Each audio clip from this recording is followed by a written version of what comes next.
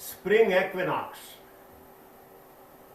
is typically the change of weather, a change in which the dormancy of winter, all the energies of the winter, which is stored in nature, in our cells, starts opening up and blooming. And typically we think about something called spring cleaning. You've heard about that, spring cleaning. And the idea is out with the old, in with the new. That's the main concept. Now, in reality, it happens at 3 levels in our cells: body, mind, and energy. The 4th level can be considered as spiritual, but the 3 levels mainly, it happens where out with the old, in with the new. And in that concept, we need to recognize what our body is actually able to do anyway. Our body actually does do the same exact thing. Out with the old, in with the new. How? Every cell in the body has to breathe. We call that respiration.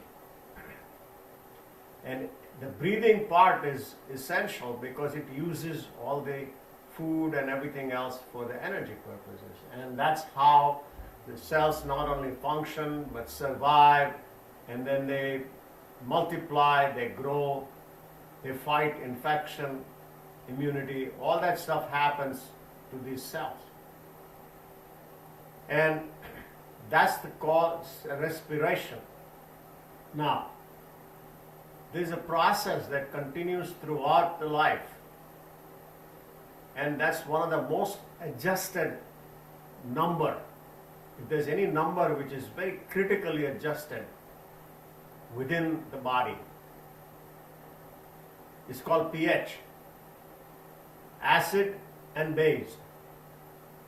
That balance is extremely powerfully adjusted.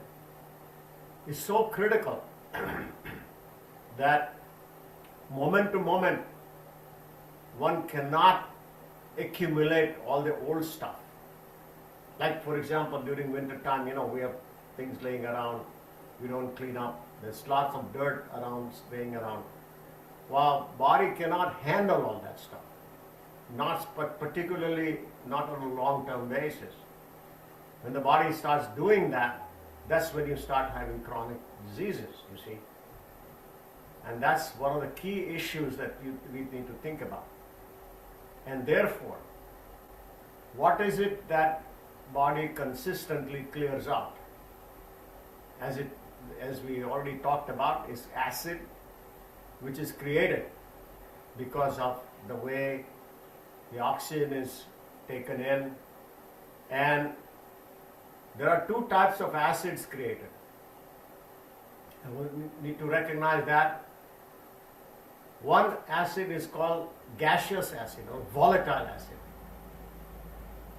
one which can be eliminated through gases. And that's simple. That's carbonic acid or CO2 combining with hydrogen, H2O, to cause carbon dioxide, and carbonic acid. That is one system. The second system is called fixed acid.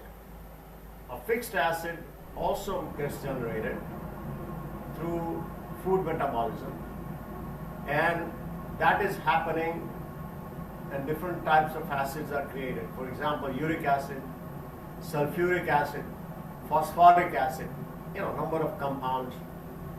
Now, any one of these that happens during the cycle of breakdown of carbohydrates and proteins and fat and whatever we eat, these things do come out because food contains all the other elements, you see. And therefore, the fixed acid is cleared mostly through kidney and some through the stools. Very rarely through the sweat, not commonly.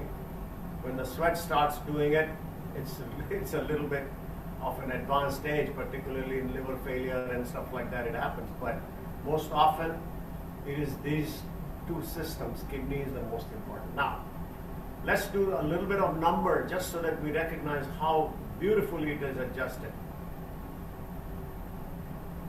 How much of acid is created? Fascinating part of this about this is about 15,000 to about 10 to 15,000 milliequivalents, just a number, milliequivalents of acid is created as a volatile acid. Just to keep that number in mind, 10 to 15,000 milliequivalents every day. That much of carbonic acid gets created. What is the fixed acid? Fixed is 1 milligram per kilogram. Let's say you are 70 kilogram, just an example. So between 50 to 100 kilograms, 100 milliequivalents, 50 to 100 milliequivalents of fixed acid is created. Now, how much is eliminated? The fascinating number, you'll be surprised. Through the urine, it is again around 70 to 100 milliequivalents are cleared. Isn't that interesting? It matches that number. How much is breath work, or breathing eliminate acid? Again, between 15,000 to 20,000 milliequivalents. It is given a bigger number because the breath can be controlled by different techniques. So the idea is, can you imagine how, even though it's a whole day, so many large amount of acid is created through all the activities that we have. We live, we think, we walk around, we run, we get worried, all that stuff happens. And yet, that pH is extremely well controlled because everything depends on the pH part. So now, I'm going to just quickly run through a couple of things before we start the practice part of it. And that is, what are the factors that increase the acid production? Well, let's begin with the food. If we eat the wrong type of food, fried food, processed food, and all that stuff, high calorie diets, high sugars, and very high proteins, because it takes a lot more effort to digest all this high fat, and that effort itself can produce acid. So that's the type of diet you eat. The second part of the diet is, of course, all the beverages that we drink and stuff that we have, chemicals, any chemicals that comes through. And any chemicals that we consume, the body has to work harder. It's obvious. It works harder to eliminate, to separate it, all that stuff, segregate it. It takes time. It takes harder effort, and that's why more acid is created. How about the protection part of it? Fascinating part is all vegetables, most of the vegetables are alkaline in nature. Most of the vegetables are alkaline in nature. So if we had to eat a lot of fruits, vegetables, that's alkaline and can protect. Of course, there are antioxidants. I'm not going to go into details of that at this point, but I'll just leave the diet part separate. Then we go to exercise. Excessive exercise. If you go to the gym, become a gym rat and create a lot more of exercising, burn the calories, they say, burn the calories. Oh, you burn the calories, where does all that acid go? That acid has to take care of it. We say, okay, hydrate yourself a lot, drink a lot of water. We talk about that in the gym all the time. But the breath work, you just imagine the breath work clears a lot more of milliequivalent acids. Because at the time when you're working out or running in place or something like that, you're creating a lot more of heat, lot more of energy, lot more of expenditure of all your burning of the fat, burning of the carbohydrates, all that stuff. So one must adjust that. If not, it can create what we call it. I'm not going to use the word free radicals, but that's acid basically. I'm not going to go into details of chemicals part of it. but free radicals are the ones that are created because of this. Lack of exercise is equally opposite, the same thing. Again, that does not allow the entire metabolism to work.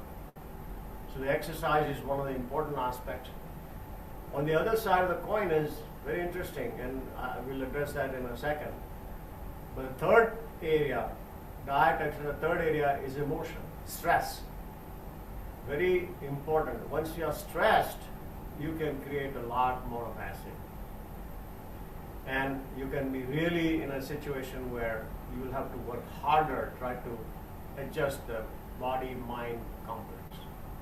So, again, to make it very simple, three basic categories. Now, let's see how we can address it. Very simple.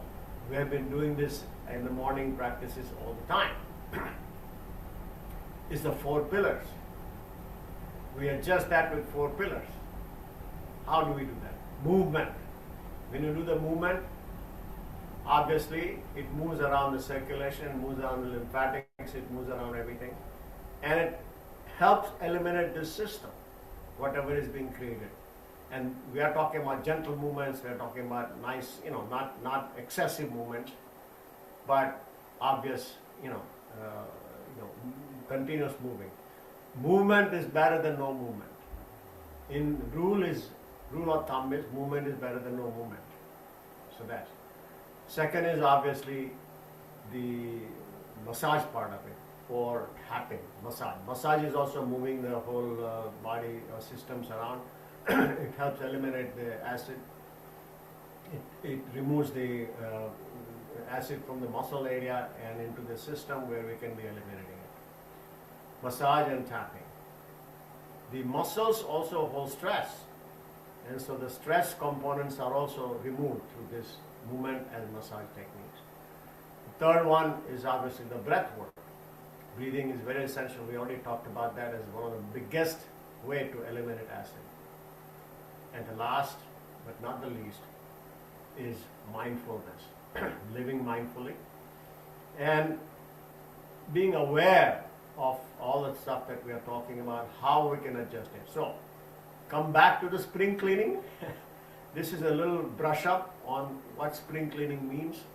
And it's not the spring. Every day is a spring for us. Every day is a spring. Every day is a cleansing. Every day is a cleaning that we need to do.